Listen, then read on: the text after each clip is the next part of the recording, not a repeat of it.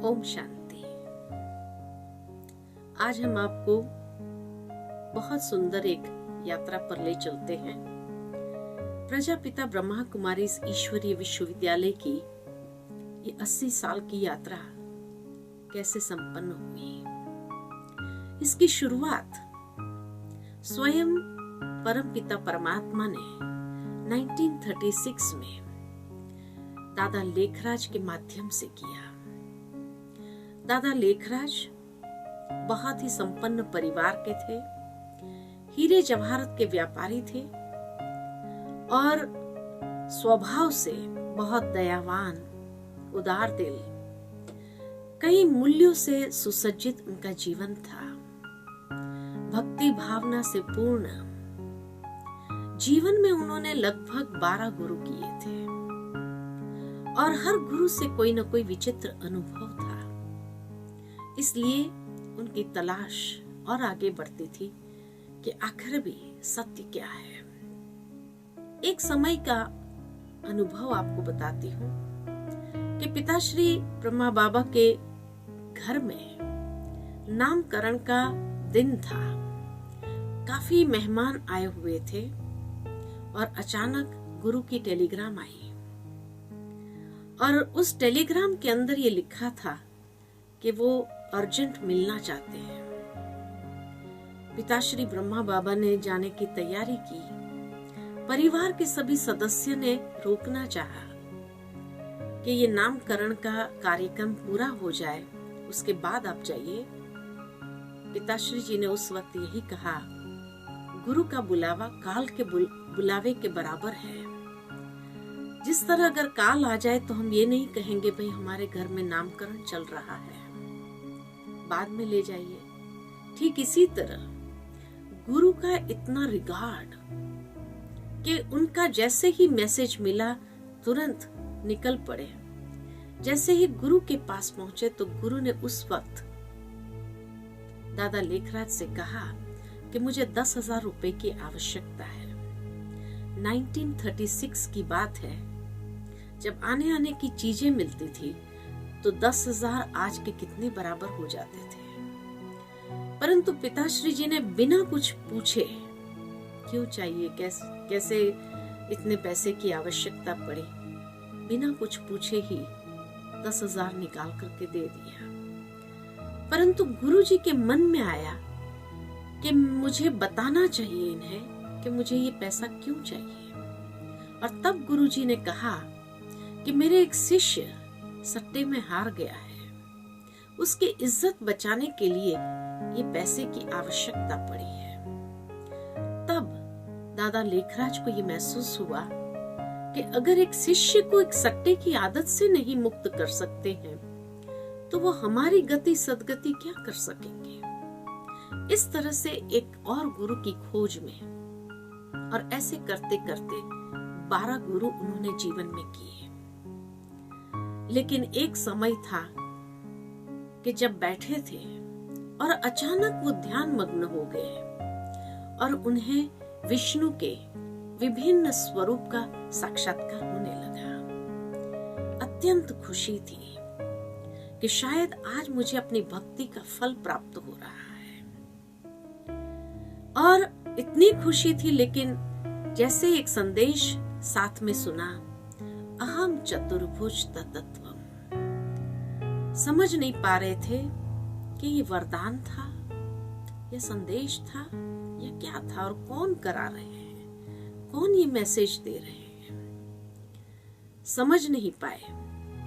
परंतु फिर भी बहुत खुशी थी, क्योंकि पिताश्री जी के जीवन की धारणा ये थी कि प्रतिदिन गीता का पाठ अवश्य करते थे और बिना गीता के पाठ किए वो कोई भी कार्य आरंभ नहीं करते थे। फिर चाहे कोई ग्राहक ही क्यों ना आ जाए, लेकिन वो यही कहते थे कि ग्राहक के कारण हम अपने धर्म को थोड़ी बाजू पर रख देंगे, और इसीलिए ग्राहक वेट कर सकते हैं, लेकिन भगवान की भक्ति पहले करना है। हीरे जवाहरात के व्यापार के कारण उनका संबंध बड़े बड़े राजा महाराजाओं के साथ होता था, जैसे नेपाल के राजघराने के साथ, उदयपुर के राजा के साथ और क्वीन विक्टोरिया के साथ भी। उस कारण उनका बिजनेस की एक ब्रांच बॉम्बे में भी थी, हैदराबाद सिंध में थी और कलकत्ता में थी। इन तीनों जगह पर आना जाना उनका चलता था। जब ये दिव्य अनुभव हुए तो पिताश्री जी को लगा कि शायद गुरुजी की कृपा से ही मुझे ये अनुभव हुआ है। इसलिए उन्होंने तुरंत एक पत्र लिखा गुरुजी के नाम पर कि आपकी कृपा दृष्टि से मुझे ये दिव्य अनुभव हुआ और ये संदेश मिला, परंतु उसका मर्म समझ नहीं पाया। कृपा करके इसको स्पष्ट करें।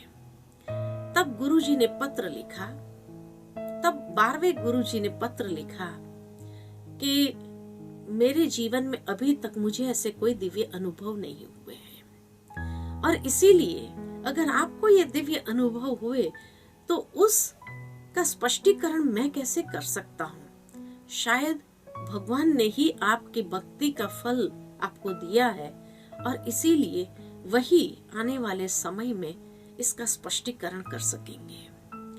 तब पिताश्री जी को लगा कि अगर गुरु जी को भी अभी तक ऐसे अनुभव नहीं हुए तो शायद ये तो भगवान ही कुछ कहना चाह रहे हैं, कुछ करवाना चाह रहे हैं। और इसीलिए जब एक दिन वो कलकत्ता जा रहे थे तो उन्होंने सोचा कि बनारस में उनके एक मित्र रहते हैं, तो शायद कुछ दिन वहां एकांत का समय मिलेगा और उस एकांत में उनको ये उत्तर प्राप्त हो सकता है।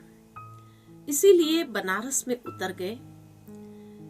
बनारस में एक दिन शाम के समय में वो गंगा घाट पर चले गए और वहां एक वृक्ष के नीचे बैठ गए, इसी अध्ययन में कि आखिर भगवान क्या कहना चाहते हैं, क्या करवाना चाहते हैं।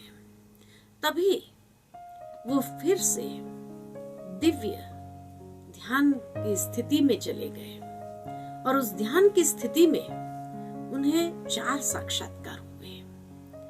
प्रथम साक्षात्कार जो हुआ उन्हें कि इस संसार का महाविनाश और जैसे आग के गोले ऊपर से गिर रहे हैं, नीचे धरती को स्पर्श करते लाखों लोग मरते जा रहे हैं, यह देखा।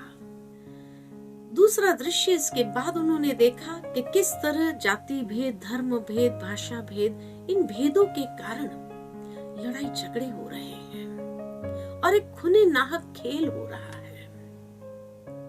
उसके बाद तीसरा दृश्य उन्होंने देखा प्राकृतिक प्रकोप का, और कहीं सुनामी उठ रही है, कहीं भूकंप हो रहे हैं, कहीं ज्वालामुखी प्रकट हो रही है और इतने लोग मरते हुए देखे कि ये दृश्य वो देख नहीं सके।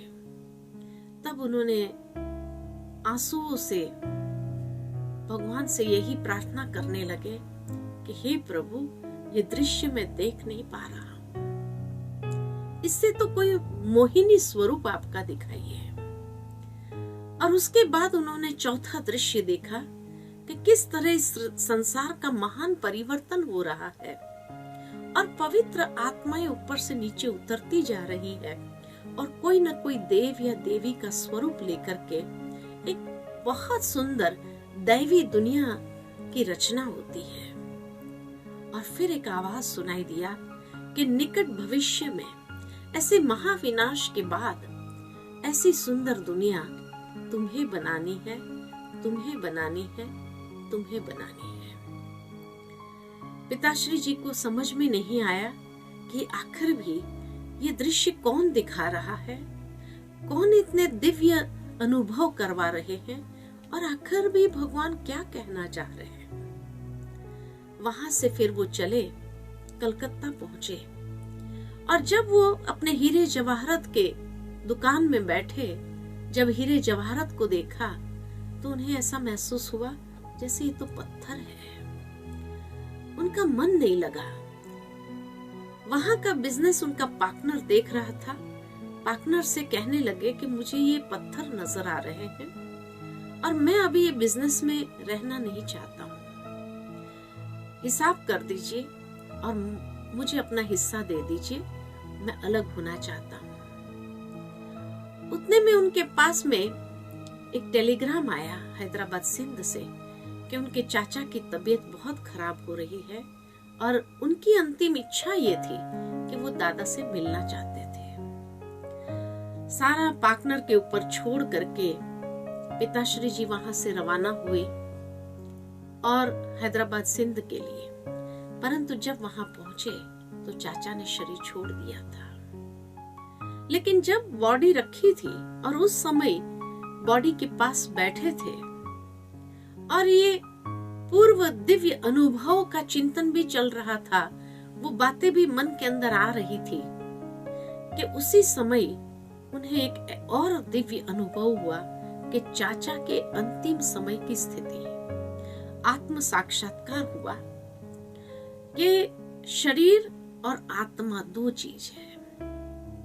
आत्मा भ्रुकुटी के मध्य में है और शरीर छोड़ने से पहले वो सब इंद्रियों की विदाई लेती है। आत्मा पैरों के अंगूठे तक जाती है और वहां से एक एक इंद्रियों की विदाई लेते लेते पुनः वो भ्रुकुटी के मध्य में आकर के वहां से निकल जाती है। इसीलिए कोई भी व्यक्ति जब शरीर छोड़ता है तो सबसे पहले पैर ठंडे हो जाते हैं, फिर बदन और लास्ट में ये हिस्सा ठंडा होता है, क्योंकि जब तक आत्मा उस स्थान पर है तब तक एक गर्माहट रहती है। कहने का भावार्थ के आत्म अनुभव तब किया। उस समय उनके अंदर यही आया, मैं भी आत्मा हूं। पत्नी को देखते थे तो लगता था यशोदा भी आत्मा है, बच्ची को देखते थे, बेटे को देखते थे, नारायण भी आत्मा है, राधिका भी आत्मा है। हर परिवार के सदस्यों को आत्म भाव से देखने लगे और बहुत सुंदर अनुभव होते थे।